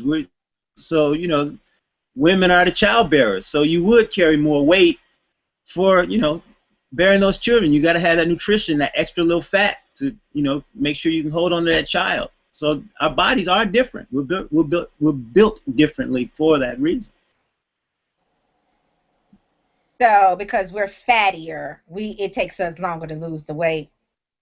Not mainly just because you're a woman. And when I say that in the sense of, men have testosterone and women have estrogen. That estrogen is basically acting as a blocker. And it's helping you hold on to some of that weight that you're having. Unfortunately, it's one of the the drawbacks, depending on how you look at it. But it's one of the struggles that women face, just like men. We have our struggles as well with fitness, but it's a give or take. So you got to figure out ways around it. And if you lose fat, you're gonna lose your boobs. No, you don't. No, That's so bullshit. I don't know who done told you that lie. That's some bullshit. That's the one thing that has not gone too well. They getting heavier. It ain't never going nowhere. I don't know where y'all get them lies from. Lies and garbage. That's propaganda from the man. No. It's a conspiracy on our boobies. Right. Leave my boobies alone. Now, all right. So, in terms of what are some exercises or things that you would tell women to stay away from because it's not female friendly in terms of the body, and vice versa? Things that you would say, you know what, you don't really need to work on that, my dude. What would you say, Lamar, and then Andre? As far as women, one thing I see a lot of women do in the gym where they're working on their abdominals. weights are good, but if you're trying to shrink the waist, you don't necessarily need to utilize weight because weight is just going to predominantly build up the abdominal muscles.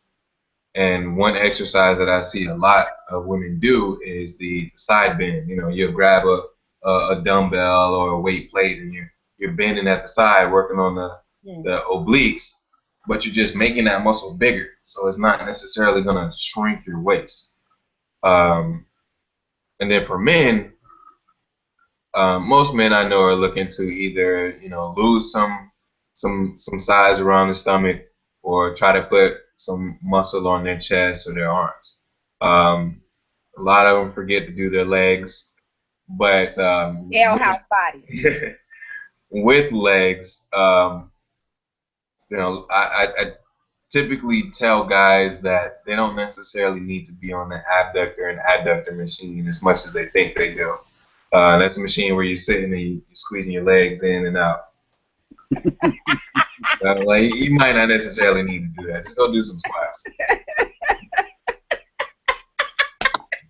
So I got a question about that. That's hilarious.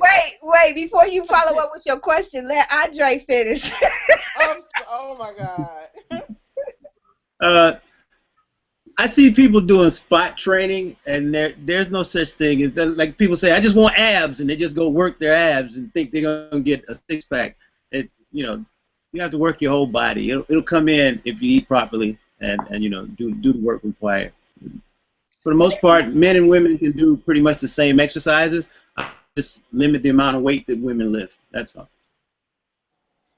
Okay, go ahead, 40. So my question is this. So if you have a significant other who also works out and he is, let's say, more fit than you are, how do you balance the two of you having such different workouts with each other? And how do you, really support each other in that? Because he has specific goals, I have specific goals, and it's two totally different workouts completely. Shut up, KiKi. But just having that support system there, I always say a couple that trains together stay together. Maybe the days that you're doing cardio, you're doing this, or the time of doing cardio in the gym, you do it together and motivate and push one another. Even if you're doing a different workout on the machines, do your cardio together or do your hiking or walking. So what? He can run and he can walk. First of all, I ain't finna let that shit slide that you said your significant other and he does this and that. Where this shit come from? This is new. This is new. Now you got a significant other? It's a question. Okay. See, the things you find out, this is how Jerry Springer got to be so popular. Because folks will tell their business in front of strangers and not even telling people that they know in person. We ain't even talking about that. We ain't talking about my wife. I'm just saying. Anywho, if he running on the treadmill, you can get on your elliptical. Get in.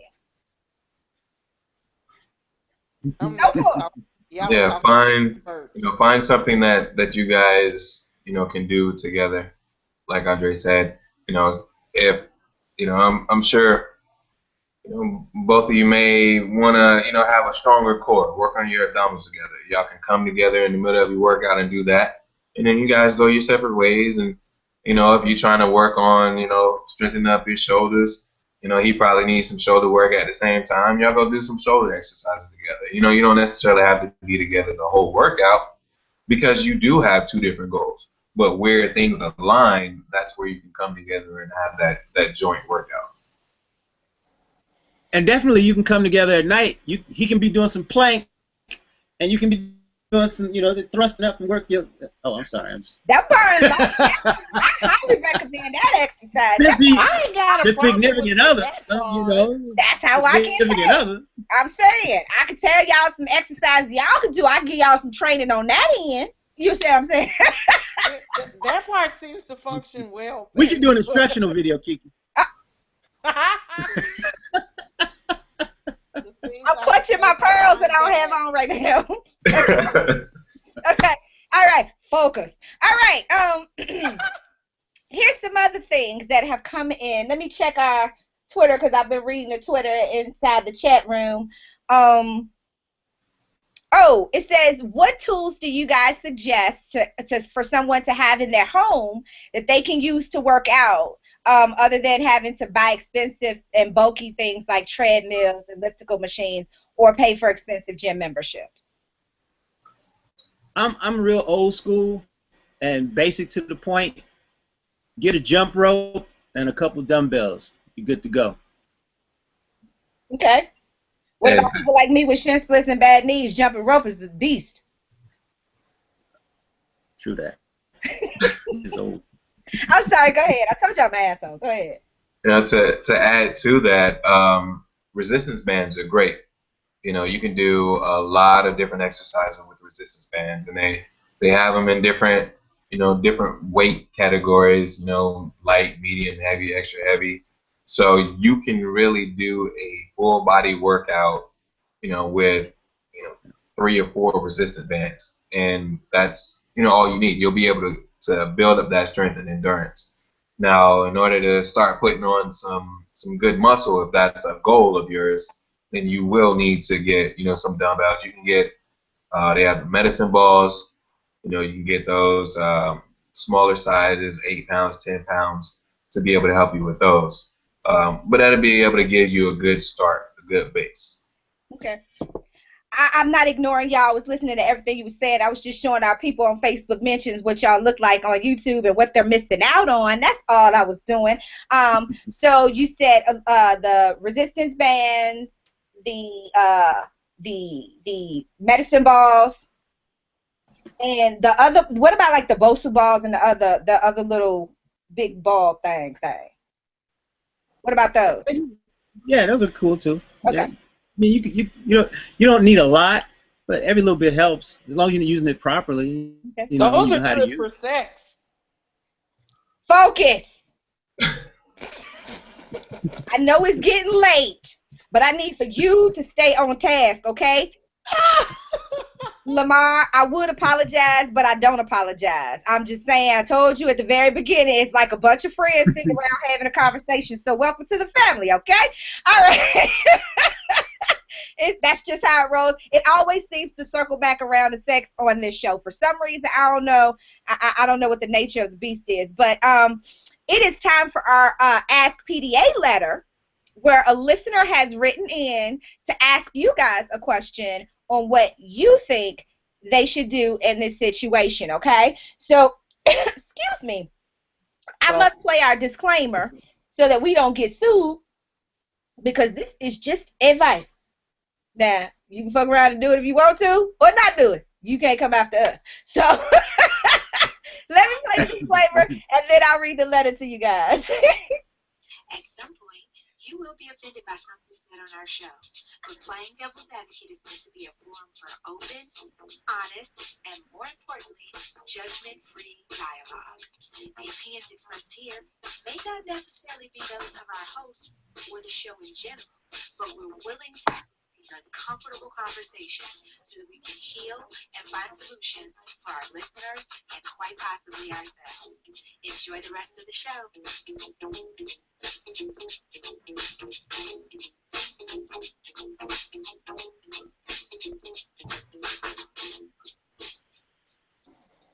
You want answers? I think I'm entitled.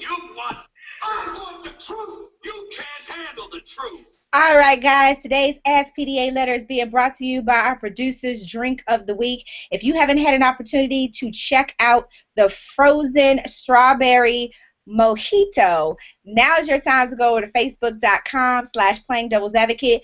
Check out the drink, try it out, let Cousin Chan know what you think, comment, post pictures, videos. We want to see all that. Unless something bad happens, then we don't want to be responsible for it. But here's the letter for you guys. Dear PDA, my mother has been living with my family for almost a year, and to put it bluntly, she's morbidly obese and she rarely exercises. Since the doctor told her she must lose weight, she started going to the gym about a month ago, but as expected, she stopped. She's what you would call a habitual snacker. At night, she'll finish eating one unhealthy food and then begin eating another one. To make things worse, she eats in front of the TV and makes my children go get her food rather than walk into the refrigerator to get it herself. When I try to talk to her about her bad habits, she gets defensive and angry. I want her to lose weight and I'm willing to help her, and I don't want her to die. So, PDA experts, how can I effectively confront my mom to get her to change? Signed, Eating Herself to Death.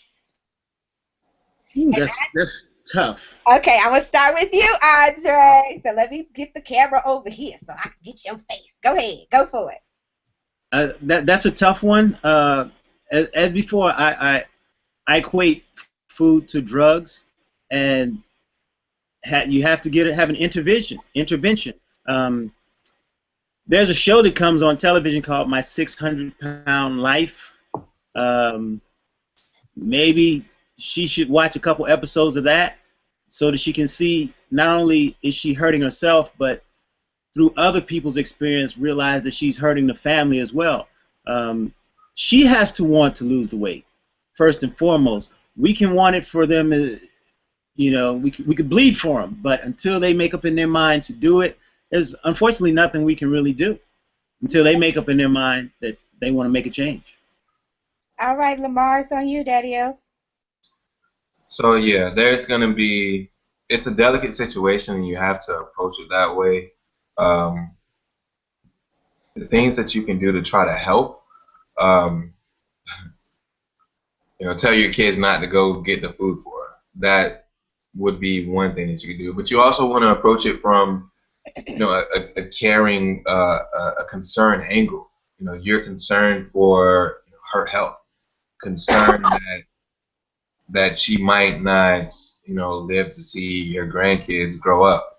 And then you have to kind of give them a way to be able to make some of those changes.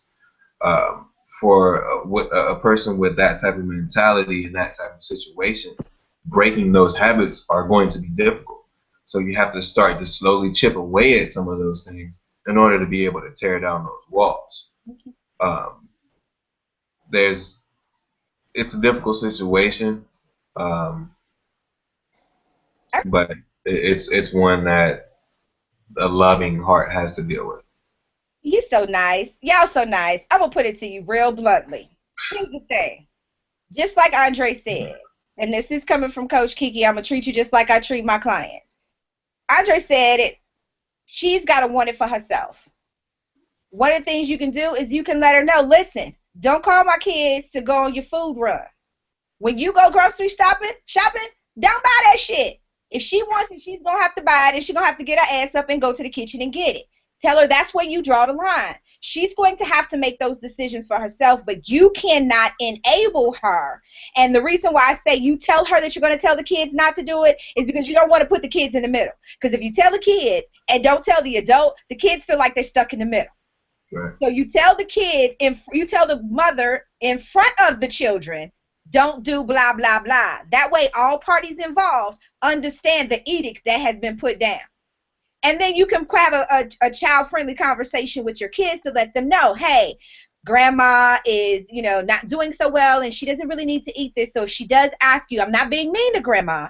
I just want grandma to eat better and to get well and blah, blah, blah, right? Kids will understand that, okay? So, again, don't enable her. I know she's getting defensive and she's getting angry, and that it really has nothing to do with you. You have to understand she's defensive and angry because do you think she want to be like that? No, she doesn't. That's where the anger and the defensiveness comes from. But you're going to have to toe the line, okay? So that's the first step. Stop buying that crap. If she wants it, she's going to have to get it herself. That means she's going to have to get up and go get it, literally to the store and to the kitchen. So that's that.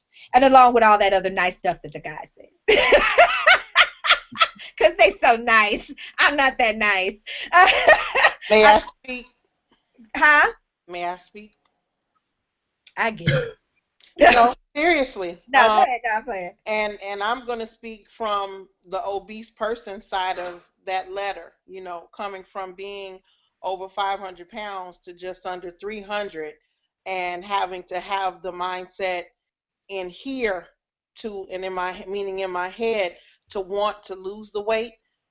That's not an easy thing to have people say to you, don't enable me, don't go get it for me, don't do this for me. But you really do have to stay strong with that person. You also have to bring a support system around them that's going to be an accountability system for them, not a yes person for them. You're also going to have to take some, it's going to hurt you to see them react to what you're saying because they're not going to like it. They're going to lash out at you. But like KiKi just said, it's not about you because that's a really big challenge to overcome, and taking that first step to having to be accountable for what you eat and decide if you want to live or not, or if you want to die the way that you are, is a really big choice for a person in our condition. It's not, and no, we don't want to be here, and you really do have to make a decision. She has to make the decision that she wants to live for herself before she can make the decision about the rest of you. You all are not even included in that yet. Nope. So just take that into account. Know that it's about her mental status before she can deal with the physical part. The physical part will be easy once she gets it together in her head. And that's coming from someone who's lived where she is right now. And there you have it. Boom, bada bing. And let's move on. That's the best advice you can get. Somebody that's personal experience right there, guys. Again, there's no wrong answer amongst the answers that I've given. I think they all pretty much lead back to the fact that she's got to want to do it. She's got to want to do it. But you can't help her kill herself. That's what you can't do. All right, let me go back over here. Sporty, you had a couple questions. Yes, I did have a few more questions for the guys. Okay. What's your guilty pleasure? I chew gum and have sex. Oh, that's not. I thought you said sex always come. I'm just trying to. You chew gum while you're having sex? Sometimes. That's not a good sign. Because if you chewing gum while you having sex, you bored. I can keep that mouth moist. That's bad news, buddy. That's bad news. I'm gonna leave that alone, Dre. I'm gonna leave that alone. My mouth might get dry. Sometimes you work and your mouth get dry. I don't know what you're talking about. That is not my issue. Again, let's stay focused. And Lamar's like, oh my God, did I sign up for this for real? Okay, guilty pleasure. For real. Lamar.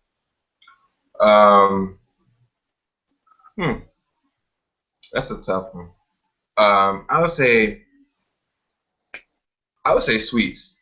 I don't eat sweets often, but when I do, I'm going in. And it's really just because his face, he was serious. He said, "I'm going in." It's one of those things. Like being that this is a lifestyle, it's easy for me not to stay on the sweets, so I can indulge and enjoy myself. If I'm out having a nice meal and hey, what's for dessert? Got the cookies and the ice cream coming out. So. I said that's my. He mean that shit. He means it. He said, "I'm going in." He's like, got the ice cream coming out, He mean it. He went to his happy place in his head about that right now. Go ahead.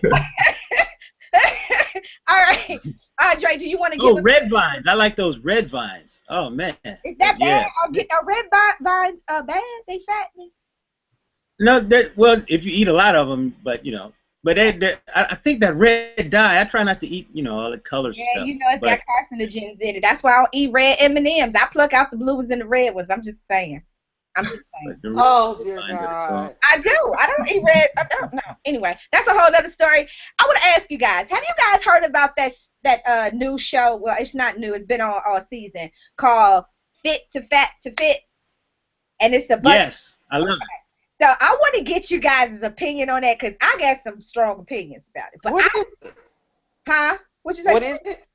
Fit to Fat to Fit. It is people who volunteer who were fit. A lot of them were trainers or whatever. They were fit and they volunteered to get fat, which we don't use that word on this show, but this is the name of the show.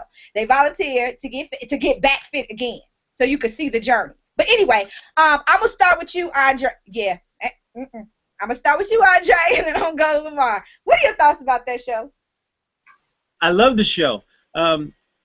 Basically, the show, they have personal trainers who put on a certain amount of weight, and then they train with their client to lose the weight. And the client it really bonds them, because a lot of times as trainers, we may not know the experience of a person who's overweight. So they may not have that apathy for them, or know what it's like to reach that plateau where you're like, oh, I can't do anymore. So these people put on this weight, and now they're like, wow, I'm really feeling this. This is rough. I think they take 6 months or something, 4 to 6 months. They put on the weight, and then 4 to 6 months they lose the weight with their client. And I love the show. It's cool. What about you, Lamar? Yeah, I watched the show as well. It's a great show, and like Andre said, it definitely allows the personal trainer to be able to get that connection with their client, that particular person. Because when you have someone that's overweight or severely overweight, there's a level that you're not going to be able to get to unless you know everything deep down inside of how they got to that point and what they're feeling and what they're going through. It's easy to say, okay, you've got more, but until you've actually been in their shoes or been close enough to them to where you can see that, it's going to be difficult for you to be able to get them to their goal and motivate them through. Okay. You know what I found really interesting about the process watching the show is when the trainers go off their regimen and start eating whatever. Initially, it's like, oh, this is heaven. But then something kicks in and they become lethargic and they're lazy and they get a bad attitude. And it shows what this excess food does to your body and your personality. I mean, one guy, he broke up with his girlfriend. They were arguing all the time, and he couldn't get out of bed, and he just felt miserable. And it was like he was going through withdrawals to exercise. His body like, come on, let's do something. He's like, I don't feel like it. I can't move. And the thing about it, the thing about this show that's really great, that I don't know a lot of people really understand, is that yes, it shows that journey from fat to fit. But what about that journey from fit to fat? Like you said, Andre, what this lifestyle, the food that you're eating, the inactivity, what it's doing to your body, you can literally see that trainer deteriorating through that process. So if people understood, if they see it and understand it for what it is, they'll be able to have a better outlook on, okay, this is what I'm doing to my body. There was one guy that was on the borderline of having hypertension or high blood pressure or something, and had to stop, do the doctor's orders. If you can get that picture of how my body is just dwindling, shutting down. That was where I had the strong opinions, Lamar. It was one of those things where I'm like, this just does not seem healthy. It's so traumatizing to the body. And either way, to gain a lot of weight or to drastically lose a lot of weight, but to gain it and lose it that fast, it's very traumatic on the body. And I'm like, I don't understand. I mean, I can see in the social experiment portion of it, watching how going from fit can change a person physically and emotionally. It can take its toll. I can see that transition, and then them coming back, and training with their clients, and their clients not recognizing them when they walk in, like, who the hell are you? Who are you, guy? Right? That kind of thing. But it has to be stressful, and I think that a lot of people need to focus and understand that it's that 4 to 6 months that it's going to take them to train with their client. It's taking time for them to get that weight off, because you got to do it healthy, because it will kill you. It will kill you. You lose weight too fast. Why would you do that? They just told you why. No, let me rephrase my question. I'm not being funny or anything. No, you're coming from a different point of view. I get it. I just don't understand why a trainer would want to do this to themselves just to get there. You understand? Do you understand? I don't even know if I'm making sense. I'm really floored by it. There's reasons. Go ahead. I would say that one reason. It may not be the important reason, but some people do have ulterior motives. They're on a TV show. They're getting national exposure for their company, their brand, them being on that show. They're getting compensated, and everybody's going to be looking at them like, man, look at what this guy did to help his client, and then look at the results that he got. But then also you have that trainer that's looking to get better, and I'm sure Andre can attest to this, that every day as a trainer we're looking at ways to get better, ways to be more effective, ways to be able to reach more people. And an experiment like this puts you in someone's shoes. So now that next person that you get, that person that you would have turned down because you were uncertain about your abilities to train them, you're going to be able to help that person move through the process, because now you know exactly what they're thinking, exactly what they're going through. 40. It's kind of like when I told you when I became a coach. Remember when I told you I had to be my own first client? Remember when I said that? Yes. I had to understand. I had to go through the process so that I can understand the process for a client. And it's the same thing. Oftentimes trainers are already at this end of the spectrum, so they don't understand emotionally or physically, like they said, what this client may be going through. But having to go through it themselves, now it gives them a better connection and a better way to help their clients and to affect a positive change on a larger scale, because now they have a different point of view. Because guaranteed, you will have a very different point of view at the end of your journey than I would have at the end of my journey. You understand what I'm saying? I get it mentally. I'm sorry. I don't even know why it upset me like that. I'm really upset about that. It just kind of freaked me out that actually exists, because I just don't see, from me, it's like, okay, so we're just meeting Lamar today, and then you have, Andre, who I've known 30 years or more. I can't see Andre saying, okay, Angel, I'm going to go and gain such and such weight so I can work out with you and we lose it together. You know what I'm saying? I don't care how much we know each other or how close we are. And I don't see Lamar, okay, great, this is my new trainer. Well, in order to, make things better for my new client Angel, I'm going to gain this amount of weight and then we're going to work it off together. Now, I get the premise in my head. I get what you're saying. Right. It just kind of took me aback and kind of floored me a bit, like, why would someone even do some crazy shit like that? It just kind of freaked me out. So, I mean, I completely understand, and it makes sense that you'll be emotional to it. I mean, we don't have a whole lot of time, but it's one of those things that people always, how we say, I tell people, I wish I had ass. Like, no, you don't. You don't. You don't know what it's like to be on this side. So for somebody to consciously go into a doctor's office and have somebody, surgery on them, and it's like, what the fuck were you thinking? Why would you do that? But in their mind, they have a different perspective. So again, it takes us full circle, guys, back to talking about perspective, because you guys at the top of the show you both said that the reason why you do this is because you want people to focus more on the lifestyle, focus more on the mental and the perspective, how they see fitness, how they see food, change those relationships.